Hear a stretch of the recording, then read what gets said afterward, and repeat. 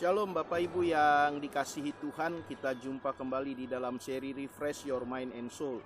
Dan hari ini kita akan bersama-sama merenungkan firman Tuhan dari Matius 14 ayat 30 sampai 31.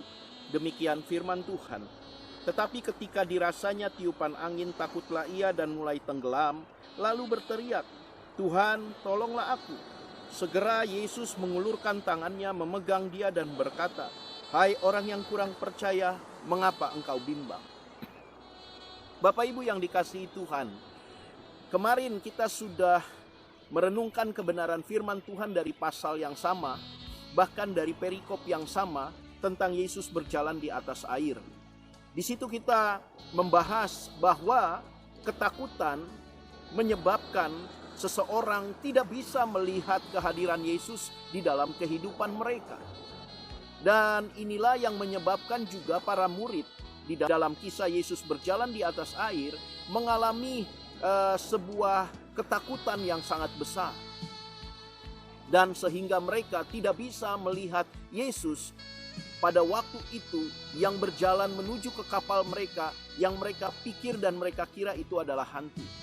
Sekarang kita melihat bagaimana Petrus mencoba untuk membuktikan bahwa orang yang berjalan di atas air itu adalah Yesus. Dia mengatakan, "Tuhan, jika benar itu engkau, suruhlah aku datang kepadamu." Yesus katakan, "Mari datang." Dan kemudian Petrus turun dari perahu dan dia juga mulai berjalan di atas air. Tetapi saat akan mencapai Yesus, mungkin beberapa meter sebelum dia mencapai Yesus, tiba-tiba dia merasakan angin dan ketakutan itu kembali menguasai Petrus dan membuat dia jatuh tenggelam. Tetapi lihat dengan baik bahwa Tuhan tidak pernah menyia-nyiakan iman Petrus yang sempat dia tunjukkan dengan dia juga dapat berjalan di atas air. Yesus segera meraih tangan Petrus dan kemudian mengangkatnya keluar dari air. Bapak Ibu yang dikasihi Tuhan, penting kita ketahui dalam firman Tuhan ini. Perkataan Yesus kepada Petrus mengatakan, "Hai orang yang kurang percaya, mengapa engkau bimbang?" Di ayat yang ke-31 ini menjadi perenungan kita. Bahwa ketakutan itu disebabkan oleh ketidakteguhan hati kita. Orang yang mengalami rasa takut yang berlebihan itu bukan karena memang pada dasarnya dia orang yang penakut. Ada orang-orang yang sebenarnya tidak penakut, tetapi di dalam menghadapi masalah atau problem atau mengalami pergumulan-pergumulan tertentu, dia menjadi takut. Dan Bapak Ibu yang dikasihi Tuhan, bagi anak Tuhan, ketakutan yang berlebihan ini seperti apa yang dikatakan oleh Tuhan Yesus. Bahwa orang yang seperti itu adalah orang yang kurang percaya. Atau orang yang bimbang. Dengan kata lain bahwa orang itu tidak memiliki keteguhan hati. Mari Bapak Ibu sebagai anak-anak Tuhan, memang tidak mudah. Memang ini butuh proses. Memang ini membutuhkan waktu untuk kita belajar menjadi orang yang memiliki keteguhan hati. Tapi tetapkan pada diri kita bahwa Yesus yang kita percaya, dia sungguh-sungguh Tuhan yang berkuasa atas kehidupan kita. Mari miliki keteguhan hati bahwa Yesus sanggup menolong kita. Dan akhirnya kita menjadi orang yang memiliki keteguhan hati.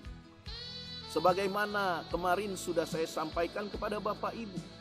Setiap ada rasa takut muncul dan keluar di dalam hati kita. Keteguhan hati harus kita tunjukkan dengan kita berani mengatakan kepada rasa takut yang mencoba mendera kita. Kita katakan bahwa aku memiliki Yesus, Tuhan yang luar biasa, Tuhan yang lebih besar atas masalah. Tuhan tidak bisa bertindak pada saat kita takut. Tuhan tidak bisa bertindak waktu hati kita tidak percaya penuh bahwa Dia sanggup menolong dan menopang kita. Itu sebabnya Bapak Ibu yang dikasihi Tuhan, sebagai hamba Tuhan saya kembali mengingatkan kita. Jangan biarkan dirimu diliputi oleh ketakutan yang berlebihan. Kita punya Tuhan yang besar. Dan kepercayaan kita kepada Yesus sebagai Tuhan yang besar di dalam hidup kita, itu harus teguh, itu harus kuat. Dan kita akan menjadi orang juga yang kuat di dalam menghadapi hari-hari kita ke depan. Dan itulah yang membuat kuasa Tuhan bekerja sampai di mana pertolongan Tuhan dinyatakan bagi kita semua. Jadi tetaplah di dalam iman percayamu, tetaplah teguh di dalam kepercayaanmu kepada Yesus yang sanggup menolong dan melakukan yang baik dalam kehidupan kita. Tetap semangat, tetap bersukacita. Tuhan Yesus memberkati.